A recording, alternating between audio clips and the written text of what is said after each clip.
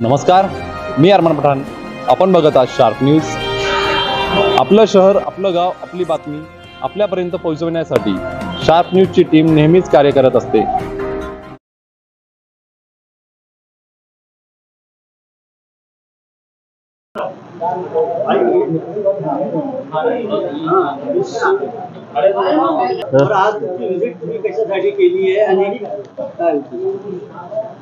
काय आहे की मी आज जे 2008 ला जे बम धमाका येथे झाला होता, ज्याच्यामध्ये 6 निर्दोष लोकांचा जीव गेला होता, ते आज मी आसमान को क्या बोलेंगे, आकाश, मालेगावचा आकाश बघायला आलेलो आहे. हे बॉम्ब कुठून पडला होता, म्हणजे इतकं वर्षानंतर आपण या निकषावर आलेले आहे की या ब्लास्टच्या मागे कोणी नाही होतं. तर ते बॉम्ब काय आकाशातून पडला होता की जमिनीतून आला होता, हे बघण्यासाठी आम्ही आलेलो आहे. म्हणजे एका अर्थाने आपल्या इन्व्हेस्टिगेटिंग एजन्सीज असू द्या किंवा कोर्टाने जे निर्णय दिलेला आहे, त्याच्यावर अनेक प्रश्नचिन्ह उपस्थित होत आहे की आपण जगामध्ये सगळ्यात चांगली इन्व्हेस्टिगेटिंग एजन्सीज कुठली आहे, तर आपली NIA कशासाठी स्थापित करण्यात आला होता, तर ते जे आतंकी घटना वारंवार देशामध्ये होत होती, तर त्याचा स्कोप इतका वाईड होता. म्हणून सरकारने नॅशनल इन्व्हेस्टिगेटिंग एजन्सी, आणि प्रामुख्याने त्यांचं काम एकच होतं की ज्या देशामध्ये आतंकी हमले होत होते त्याला शोधून काढण्यासाठी एक विशेष टीम तयार करण्यात आली होती. खूप चांगले ऑफिसर्स त्याच्यामध्ये इन्क्लूड करण्यात आले होते.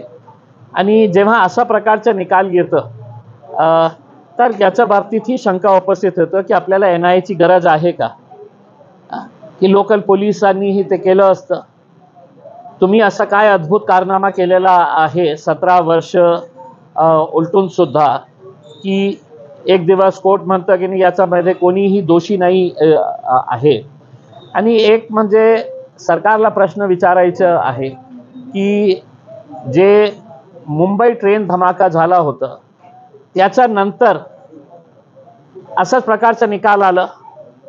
कोर्टाने म्हटलं की नाही हे 12 लोक जे आहे ते सगळं निर्दोष आहे. आणि इमिजिएट त्याच्यानंतर सर्व राजनैतिक पक्ष, सर्व म्हणजे फक्त भारतीय जनता पार्टी किंवा एकनाथ शिंदे साहेबांची सेना किंवा अजितदादाचे NCP हे सोडून त्यांच्या सोबतच काँग्रेसनेही मागणी केली की नाही आम्हाला हे ट्रेन ब्लास्टचा जे निर्णय आलेला आहे ते आम्हाला मान्य नाही आहे. मग उद्धव साहेबांची शिवसेनेची खासदार प्रियंका चतुर्वेदींनीही तशी मागणी केली की हे निर्णय आम्हाला मान्य नाही आहे, सुप्रीम कोर्टमध्ये अपील करण्याची आवश्यकता आहे. आणि महाराष्ट्र सरकार धावून गेली सुप्रीम कोर्टामध्ये आणि सांगितलं की आम्हाला हे मान्य नाही आहे. तर ते मान्य नसेल तर हे कशाला मान्य करतात. ज्या दिवशी निकाल आला त्या दिवशी त्यांचे जे जे मोठे मोठे नेत्यांची प्रतिक्रिया तुम्ही ऐका. ते म्हणत होते की सत्यमेव जयते, सत्याचा विजय झालेला आहे. मग तो काय असत्य होतं का.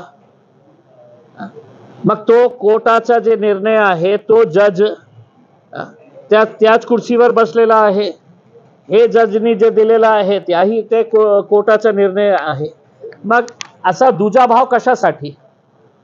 आज आम्ही ज्या परिवारातले लोकांचा, निष्पाप लोकांचा जीव गेलेला आहे, या देशामध्ये राहणारे, मी असू द्या तुम्ही असू द्या, त्यांना काय आपण कशा प्रकारे सामना करणार आहे, काय उत्तर देणार आहे. की आता झालं, खूप वर्ष झाले, तुम्ही विसरून जा. मग हे सगळे जे प्रश्न आहे, या लोकांना आम्ही फक्त हे सांगण्यासाठी आलेलं आहे की या लढाईमध्ये तुम्ही एकटं नाही आहे, आम्ही तुमच्या सोबत आहे.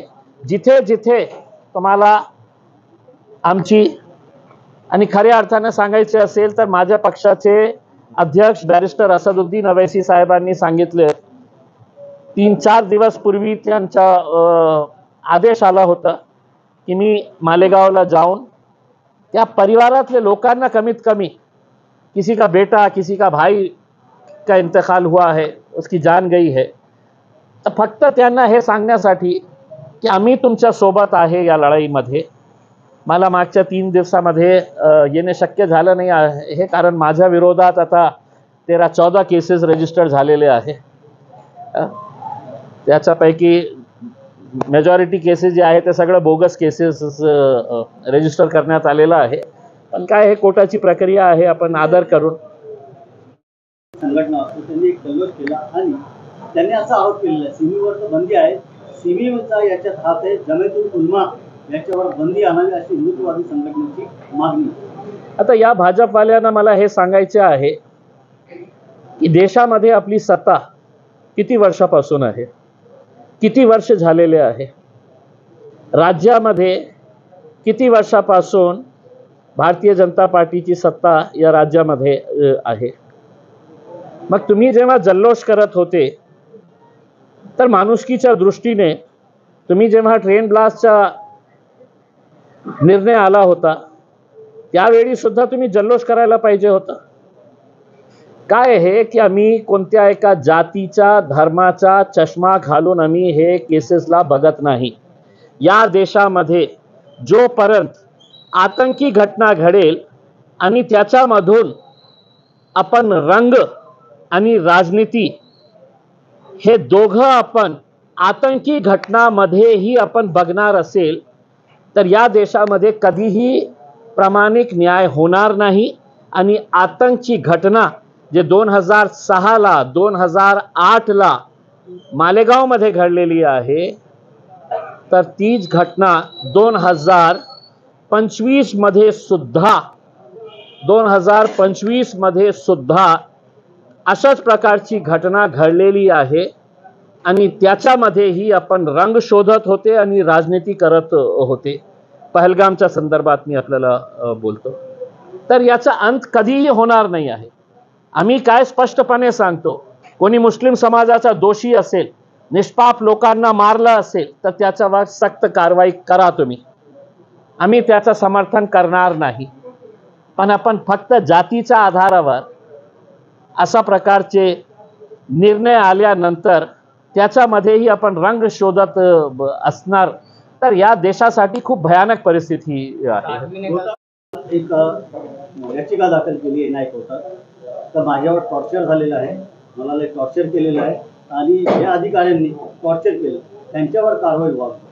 असंच टॉर्चर या मुस्लिम लोकांना